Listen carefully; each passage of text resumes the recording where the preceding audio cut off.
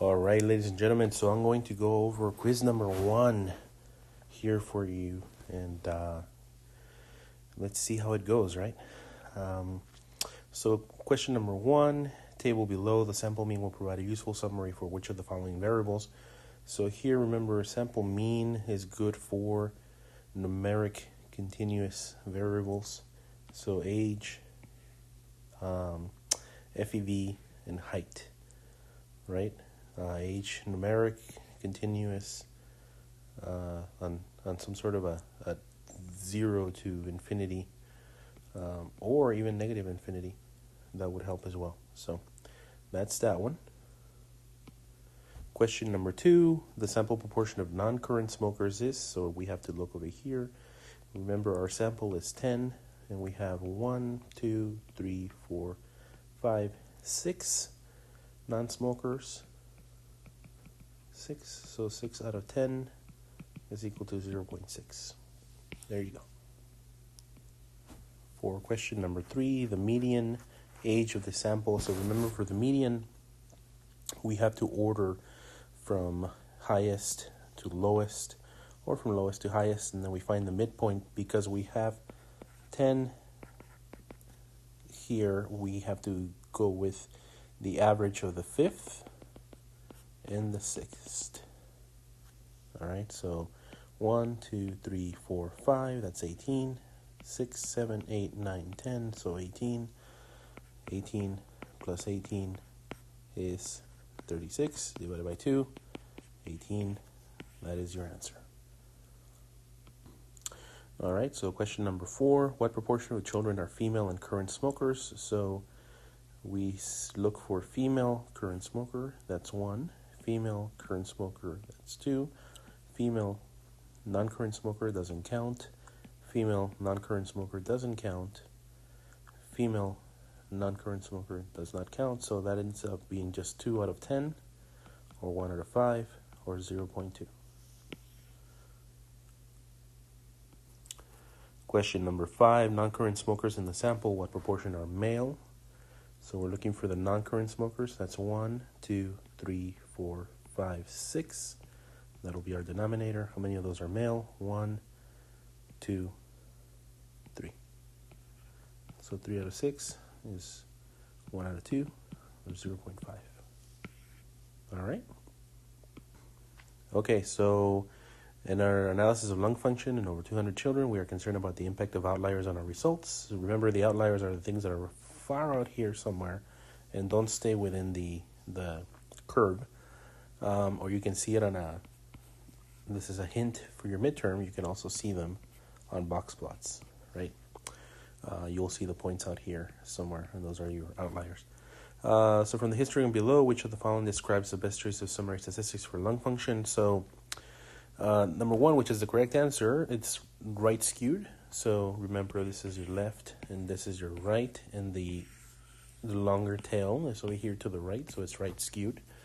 We should use the median. Remember what the median is. It tells you where the middle, so this would be your average, and the median would tell you where the middle of the 50% of the observations would be to this side, and 50% would be to the left. And then we also would look at the interquartile range. So remember what the interquartile range is from looking at box plots. So big hint for the midterm exam. The histogram is symmetric. No, it is not. So that is not the correct answer. The histogram is slightly right skewed. So that's another possible answer. The histogram is slightly left skewed. So that's not an answer. We should use the mean and interquartile range to quantify center and spread of FEV. Yeah, but if it's skewed, we also need to use the median, right? Not just the mean and IQR. So that answer doesn't make sense, and that's your best answer right there. So number 7, the sample mean lung function in our study sample was 2.5 liters with a standard deviation of 0.87. How many standard deviations above the mean is a child with 4.1 liters? Okay, so you can, when in doubt, draw it out. 2.5 with a standard deviation of 0.87, and this sounds familiar to you. It's because it's part of how do you get the z-score, right? It's all involved in the same formulas. So you have somebody with 4.1, you subtract 2.5 from them. 2.5 to 3 is 0.5, to 4 is 1, and to 1 is 0.1, so 1.6. That's where I was going with this. I do my math a little bit weirder.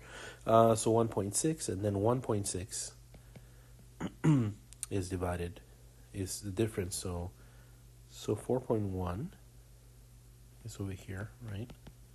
So the question is, how many standard deviations are between here and here? So it's 1.6. That is the thing there. And when you divide 1.6 by the standard deviation 0.87, the answer you get is close to 2, because 2 times 8 is 16, so it's close to 2, and it's 1.84, which is, there's 1.83908.046, but 1.84 is what we're looking for.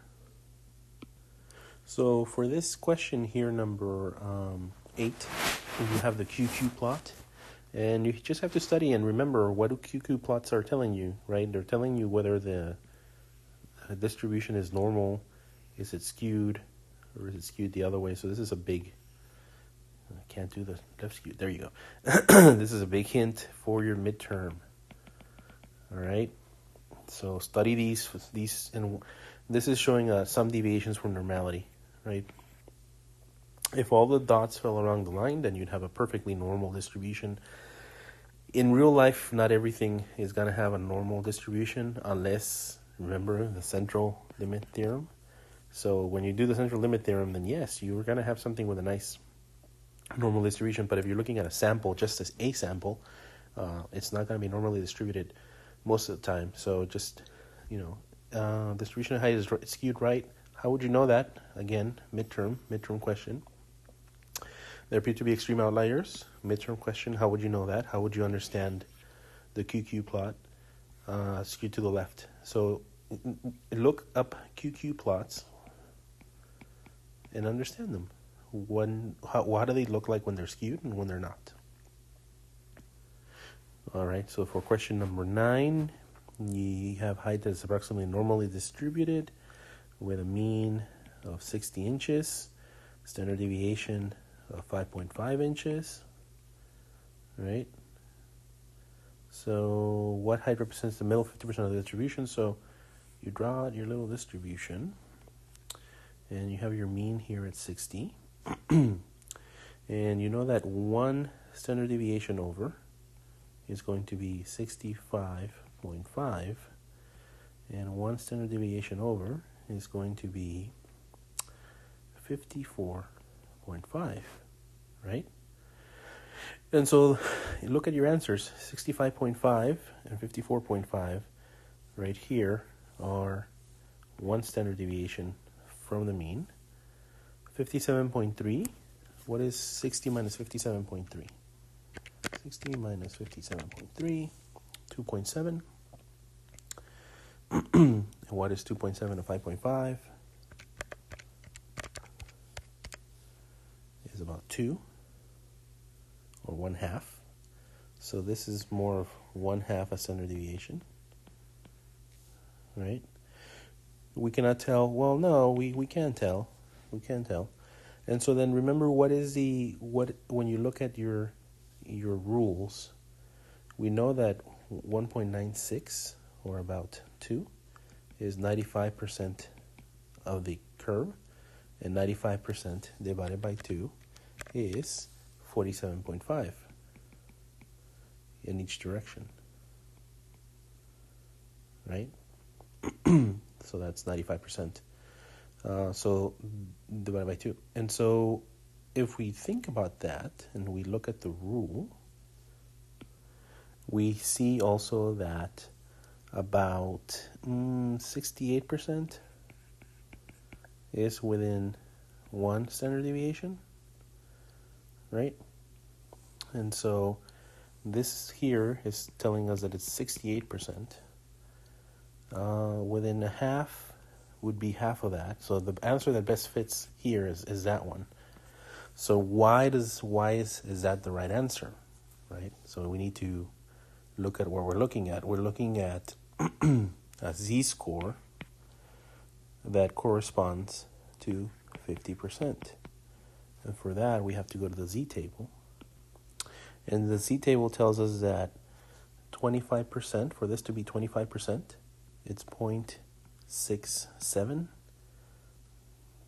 more or less. So 25% plus 25%. So anyways, this here has to be 0.67 standard deviations. So 0.67 times your standard deviation of 5.5 gives us 0.67 times 5.5 gives us 3.7, more or less, when you round it up.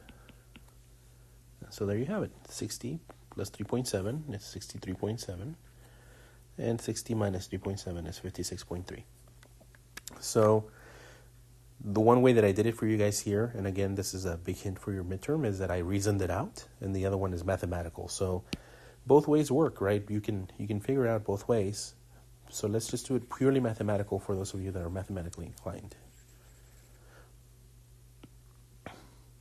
We looked at the z-table, and the z-table said that a z of 0.67,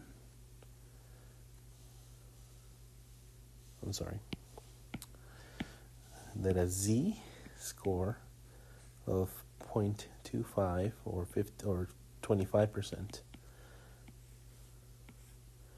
that 25% here is 0.67. So if that is 25%, then we need to add 25% over here to make it within 50, right? The middle 50. So that's 0.67 over here, right? 0.67 plus 0.67, right? And so one standard deviation is 5.5. So we just divide that by multiply that times 0.67. If 5.5 is 1, then what is 0.67? And then you can just do your algebra for that. All right, 3.7. All right, for number 10, we have 3 years old, height is approximately normally distributed with a mean of 60 inches, standard deviation of 5.5. For child is 62 inches tall, what percentile of the height distribution is she? So again, when in doubt, draw it out, right? And here we have 60, standard deviation of 5.5. So we're looking for a child that is at 62 inches tall, and the question is, what is all this to the left that I'm drawing in yellow? What percentage is that, right? So what do we know? We know that at 60 here, everything that I'm doing here with the lines is 50%. So already we know that this number over here at 62 with these straight horizontal lines is going to be greater than 50%. So that takes that answer out, and that takes that answer out. So now we're left with 64.10 and 61.8.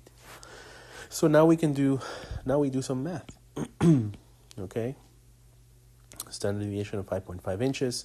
So another thing you can think is, 5.5, and I have 2. So how many standard deviations do I have here in this area between these 2 points? So 2 out of 5.5, which is equal to 0.364.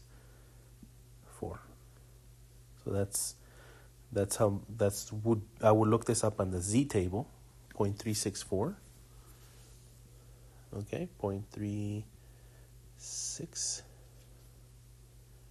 And I'm doing a tiny little table on my phone, but it's 14%. It corresponds to 14%, more or less. So I already know that it's 50% plus 14%, 50% plus 14% is 64%. And that is my answer right there. The other way of doing this would, for those of you that are mathematically inclined, is to actually calculate a z-score. All right. So for that we have 62 minus 60, remember, what we saw minus what we expect, divided by the standard deviation, 5.5. It's only one. A child, it's only one, so I don't need to do the square root of n because that'll be 1. So 2 over 5.5, which is the what we saw, 0.364. We look this up on the z table, and we come up with 14% past 50, or if you look at it up on on another z table, it'll actually say 64.1%. And there you go. Okay, so suppose that lung function in children is actually normally distributed with a mean of 2.5 liters, and a standard deviation, I keep doing the S, standard deviation of 1 liter. Okay, what percent of children have FEV values between 2 liters and 4 liters? Okay, so what percent of these children are between 2 and 4? Right, does this look familiar? All right, so what are we looking at here? We're looking at 1.5 standard deviation this way and 0.5 standard deviations this way. All right, so for a total of 2 standard deviations, right, 1.5 to 4 and 0.5 to 2. So we already know, well, what do we know? So we know that about 95% of the observations fall with plus or minus 2. So what's half of 95%? So we could kind of reason it that way, right? So it wouldn't be these smaller ones. But we can just do it mathematically, right? So first, 2 minus 2.5 over 1, which is 1.5. And we look at the z table for 1.5. And for 1.5, it is 43% to the right. So this whole thing here is 43%. No, I'm sorry. It's 43 plus 50, so it's 93%. This whole thing is 93%. Depends on the z table you're looking at, and remember for the midterm how to read the z table. And then the other end of it is 4 minus 2.5 divided by 1, which is 1.5. Sorry, this is 0.5. See, guys, you gotta double check your math. So that's 0.5. This is 1.5. So 1.5, now we know, 93%. And then 0.5. 0.5 is 19%.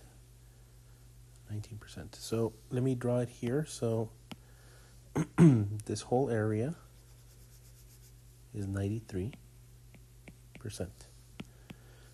And this area to the left of 2 is 19%. I'm trying to right. So we take 19 from 93. So it's not 93, and we already have our answer right there. But if we take 19 from 93, we have 74. What did we do wrong? All right, so you guys are probably going to come into the same problem. And I have the answer. I want to figure it out with you guys so you guys can see how it's done. Again, 2.5, and we're looking at the values between 2 and 4. To the left is 0.5 standard deviations, and to the right is 1.5 standard deviations. So if we look at 4 minus 2.5 over 1 is 1.5 over 1, which is 1.5. And then we look at 2 minus 2.5 over 1 is equal to negative 0.5 over 1, which is negative 0.5. So then let's look at this z-tables again. And on the z-table, a z-score of 1.5 corresponds to 93.3%, meaning that everything to the left of 4 is 93.3%. And a z-score of negative 0.5, and the z-score of negative 0.5 is, it's 31%. All right, so everything over here on the left is 31%. So now 93 minus 31 to 62.5 because of the rounding. So there it is. The mistake that I made earlier is that I read 19, but it's 19 it's 50 minus 19, not 19 to the left. So it's 50 minus 19 here is 31%. Okay, so big tip for you guys there. Learn to read the z-score tables, and again, rule out the ones that don't make sense. Right, 93 didn't make sense. 30 kind of makes sense, but not really. Like, really, 2 standard deviations. You know, if a standard deviation is 1, you know, kind of reason it out. All right. So here, again, we draw it out. We say 2.5. Standard deviation of 1 liter. How many liters would a child expel if she was in the 80th percentile? So what we don't know is what this number is here, and that everything to the left is 80%. Right? 80th percentile. So the question is, x minus 2.5 over 1 is equal to the z-score for 80%. And what is the z-score for 80%? Let's see here on my table. 0.85. 0.85, more or less. Okay. So then we just do some algebra. Times 1 to cancel it out. Times 1. It's the same. X minus 2.5 is equal to 0.85 plus 2.5 plus 2.5. X is equal to, anyone? 3.35. And there's your answer. So as you can see, x is to the right of 2.5, so it couldn't be less than 2.5, so that rules out B, right? It's to the right of 2.5, so that rules out anything less, so B and D. So you're left with 2 possible answers. And then you just have to do a little bit of math to get to 3.5. But even then, you have a 50-50 shot of getting the right answer, right? So again, for the midterm, as you're working through it, remember to rule out your answers and go to the best one. Okay. 95% confidence interval of the FEV among children created from the sample is 2.57 to 2.7. Which of the following statements is not true? Not true, so be careful with these questions. You're looking for what is false. We're 95% confident that the sample mean is contained within this interval, right? It sounds like the definition, but here is the sample mean. No, we're 95% confident that the population mean is within that interval. We found the sample mean when we did our sampling and our analysis. We're looking for an estimate of the population mean. So this is not true, so that's the 1. On the repeated samples, we would expect 95% of constructive confidence intervals to contain the population mean. That is true. In a 2-sided hypothesis testing at a significance level of 0.5, we would reject the null hypothesis that mean FEV, among children is equal to 2.5. No, that is true. right? Because that's we would reject it because it's outside. So 2.5 is out here, outside of this. So we would reject the null. The sample mean is by definition contained within this interval. Yeah, that's true. So, because remember, the interval is a mean plus or minus 1.96 times the standard deviation, or the standard error of the mean, the sample mean. Okay, so again, little words, and some of you guys, if you're not English proficient because your first language was not English, like with me, you got to be careful with these questions. Which of the statement is not true? And here, the sample, sort of one word changes the whole definition. We're looking for the population mean. So read very slowly and very carefully, all right?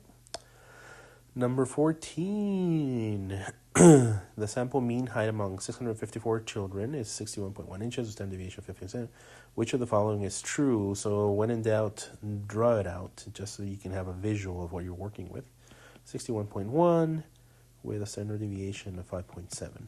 Okay? Which of the following is true? Standard error of the sample mean is 0.22. So remember, how do we get the standard error? The standard error is sample deviation divided by square root of n, right? And so standard error, just go ahead and standard deviation of the sample mean. There's no standard deviation of the sample mean is not a thing. We call it the standard error, but it couldn't be 61.1 inches because that is the mean height. So that rules that out, one out. Sample distribution of the population mean is approximately normal based on the central limit theorem. Well, that is not necessarily true. The distribution of the samples means is normal based on the central limit theorem. Remember, the central limit theorem says that you can have something that is totally skewed, some distribution that is totally skewed, but as long as we keep sampling from it in a random way, the sample means are going to be normally distributed.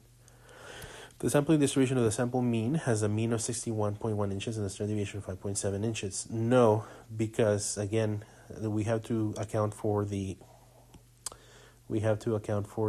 number of people or number of observations. So that leaves us with 5.7 divided by square root of 654. And if you want to do the math, square root of 654, and then 5.7 divided by the answer is 0.22. Okay? So again, just slowly. Here we are at about 28 minutes into this. You have 3 hours for this, for your midterm, and it's also 20 questions. So just chillax. That's why we give you these quizzes now, so you can build up towards the midterm. Okay, so let's keep going. The sample mean height for females, 60.2 inches. Okay, so let's draw it out. 60.2 inches, standard deviation 4.79, sample of 318, n equals to 318. Using the tables in your textbook and the hypothesis testing for determining whether the mean height for female children is less than 64 inches, the average height of U.S. women. So this is what you got from a sample, right? You went and sampled some women, and this is the what you got. But from the census or from some big study, they tell you, no, in women it's 64. So you want to know what is the probability that this number, 60.2, is more than 95% away from 64, or that a 95% confidence interval from 60.2 includes 64. So we just do a z-score. And remember, the critical z for a p of 0.05, the critical z is 1.96. Right, so we just got to make sure that 64 is within that range. And so 64 minus 60.2 over what? The standard deviation, 4.79 divided by what? Square root of n, 318. All right, so let's work this one down first. The square root of 318 is 17.8. And 4.79 divided by that is equal to 0.27. So this is the standard error. All right. And 64 minus 60.2 is 3.8. So 3.8 divided by 0.27 is 14. Big, huge C-score here. Right? 14.07. So let me just do my math all over again. 64 minus 60.2. And here we are at 31 minutes. We have plenty of time. 3.8 divided by... the answer divided by 4.79, which itself is divided by the square root of 318. All right, it's 14 point something, so it's 14. So it's way beyond 1.96, and so that p-value is super tiny. The p-value is less than 0.05, right? And so that rules that one out, and you have the other one. Okay, so again, know what that formula, the z-score is equal to what you see minus what you expect, which is the mean, divided by the standard deviation divided by square root of n. And this down here is equal to your standard error of the sample. So another way that you could have done it is that the standard error is 0.27, so we could have said, we could have done a confidence interval, 60.2 plus or minus 1.96 of 0.27. So let's see what that is real quick. So 1.96 times 0.27, 60.2 plus or minus 0.53. 60.2 minus 0.53 is 59.7. 60.2 is 60.73. 60.2 plus 0.53, just double checking my math. All right, so this is my 95% confidence interval here. And 64 is way out here. So I know that right there, I know that my p-value is greater than 0.05, right? I'm sorry, that my p-value is less than 0.05. So if it's less than 0.05, you reject. If it would have been greater than 0.05 or at 0.05, fail to reject. All right. Only answer that fits that. Okay, guys, so here we are at 33 minutes in, even with some little mistakes, even with some math issues there. I just keep reminding myself z-score is what I see minus what I expected divided by the standard deviation divided by the square root of n. And if it's only one sample, then that takes out that, and it's just a standard deviation there. Remember to, when in doubt, draw it out. Put your mean there and kind of reason it through. So these are things that you just need to remember as you're working your way through this. When we get into the t distribution, same thing. With the t distribution, you just have what you see minus what you expect divided by blah, blah, blah, divided by a standard error. Again, you just got to remember your formulas. Keep calm, keep breathing. Statistics is hard, but it's not impossible. Okay, so FEV for male children at age 12 is 3.74 liters. In a subsample of 28 boys age 12, the mean is 3.51 with a standard deviation of 0.87. Is there evidence that boys age 12 have a mean FEV that is different than 3.74 liters?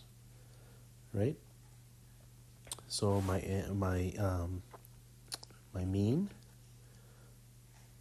is 3.51 from here my N is 28 boys, right? And so the question they're asking me is that if on the population, if what I saw was 3.51, my sample 3.51, but the population is saying 3.74, is this 3.74 far away enough from 3.51, right? And so again, what we keep doing this, what we saw, 3.74 minus what we expect, 3.51 over the 0.87 over the number of kids, square root of 28, right? So what what do we do here? Let me just do the math real quick. All right, and what I get here is 1.3989, so 1.4. This is less than 1.96, right?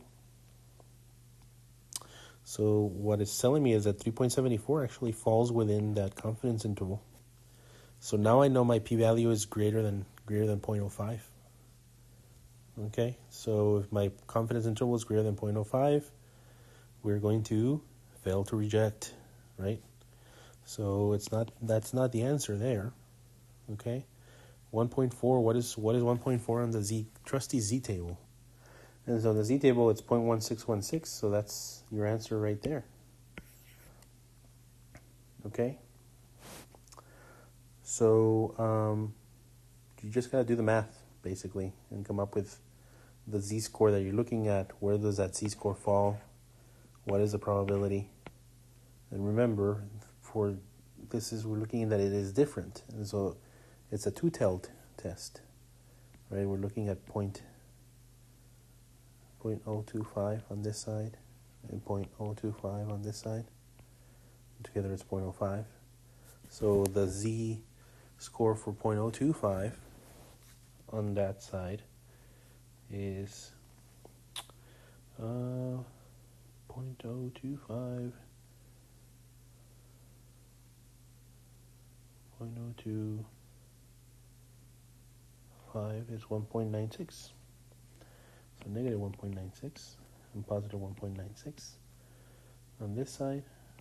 So we got 1.4, so that's in here. So that's greater than. It's not 0.0808, right? Because that's over here on this side. 0.0808. Remember, it's a two-tailed, so you got to multiply that times 2. Which is tricky, right? Different. Remember, if your null hypothesis is saying that it is different, that it is equal to, that these two are equal, but the alternative is saying that they're not equal, then it's two-sided. If the alternative was saying that one is less than the other one, it is one-sided. One-tailed, another word. Okay? All right, so here we are. We have four more to go, and we're at 40 minutes. So, not bad. In a subsample of 28 boys age 12, the mean lung function is 3.51, with standard deviation 0.87, construct a 99% confidence interval. Okay, so we already know this stuff. We just saw it, right? So what is the 99%? So we're gonna draw our curve. We have 3.51, 99%. This has to be 0.005 over here. This has to be 0.005 over here, because together they make up 1.01, right? So everything in the middle here is 99%. So this is 0.5%, and this is 0.5%. So we look at the z-score table for what is 0.005. And 0.005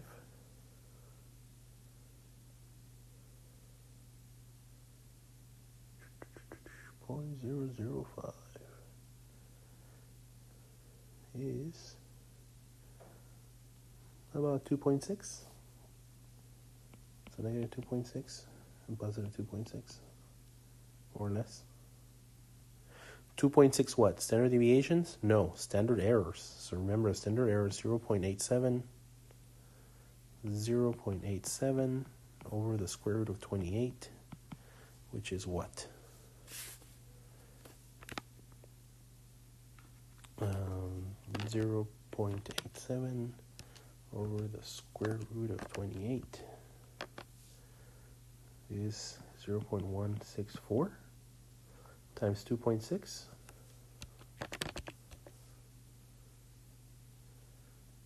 Right, so our standard is 3.51 plus or minus, and then 2.6, right, plus or minus 2.6 of 0.164,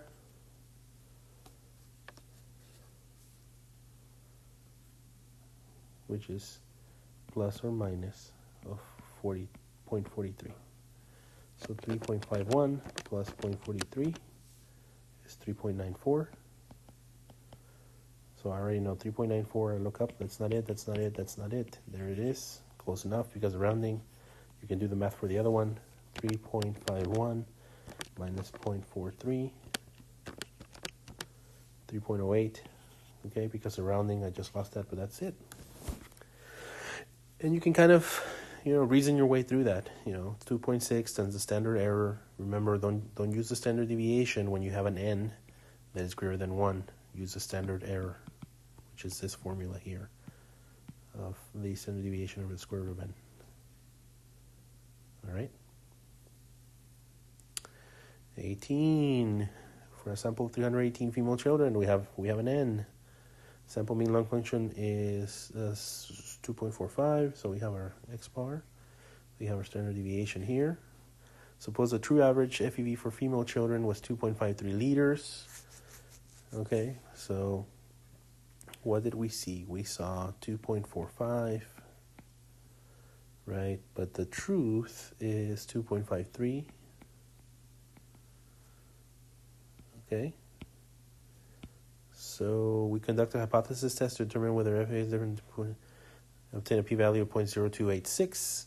If we draw a usual conclusion from this hypothesis test, what error have we made? So here we're talking about errors. And you got to remember what each error means, okay? So in our p-value, it's saying what is our probability? What is our probability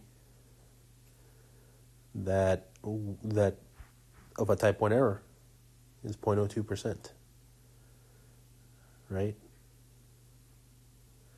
Our usual conclusion from this hypothesis test with that p-value less than 0.05, we what? We reject, or do we fail to reject? We reject. So if we reject the null hypothesis when in fact it is true, and how do we know it is true? Because remember, we can do the math, and we can figure out what the 95% confidence interval, and I assure you that it's probably 95% confidence interval is probably 2.53 falls within it. And so if we reject the null when in fact it is true, we make a type 1 error. Type 2 error is when we reject the alternative when the alternative is true. No error was made, but it's telling you what error have we made. And we do have it. We do have enough information in there. All right. So you just got to reason your way through this. What is a type 1 error? When do you make it? Well, it's when our hypothesis is true, but we reject it, which is the worst kind of error to make. The histogram below shows the distribution of a new variable in a FEV data set. Household income in the US dollars, which is the following, is true. Okay. Central limit theorem. Remember what I said before? That it didn't matter what your distribution looked like, if it was like really skewed or, just really weird. When we sample from it repeatedly, as long as we're doing the sampling at random, our sample mean is going to be normally distributed. So, which of the following is true? Well, that's true. Although the distribution is not approximately normal, we can conduct a hypothesis testing to determine whether the mean household income, because we're looking for means, and remember the sample means are the ones that are normally distributed. Because the distribution is not approximately this, we cannot determine what proportion of children in our sample live below poverty line. No, we could, because we could just ask, which of these are children, and we can see them, and then we can just divide it by the total, and we know what proportion. So that's not true. Because distribution is not approximately normal, we can conduct a hypothesis to determine whether mean household income is different. We can, because again, central limit theorem, we can do it that way. Although the distribution is not approximately normal, we can still determine what proportion of children are sample live below, because what proportion is. No, we cannot tell proportions, estimate proportions. We can, because why it's a continuous, so it's an X mean, not a P hat. It's an X bar, not a P hat. Okay? So there. Ta-da! What do we use for proportions? Binomial distribution. Right? Which after an n, if the n is really big, then it approaches the normal, but you have to do what? Continuity correction.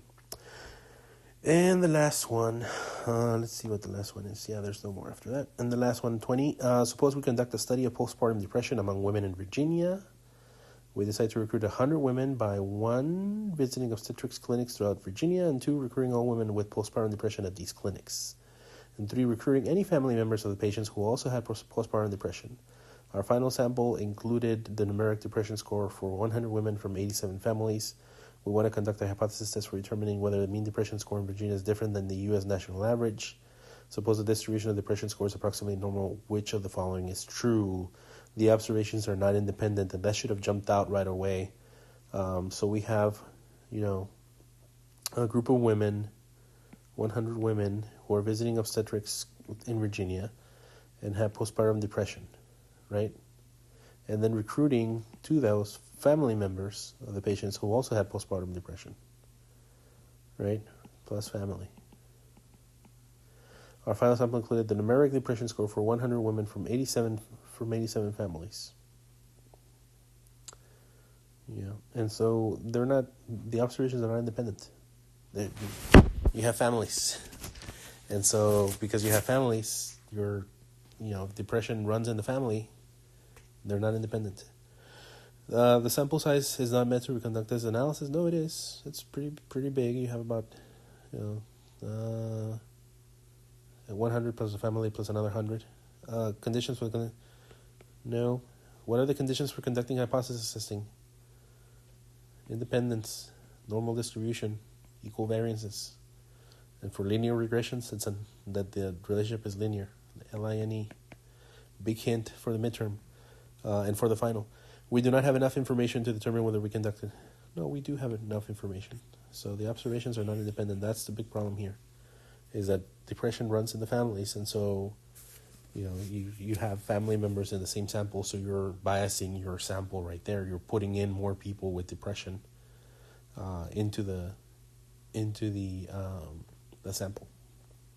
All right, guys. So that 50 minutes, 20 questions.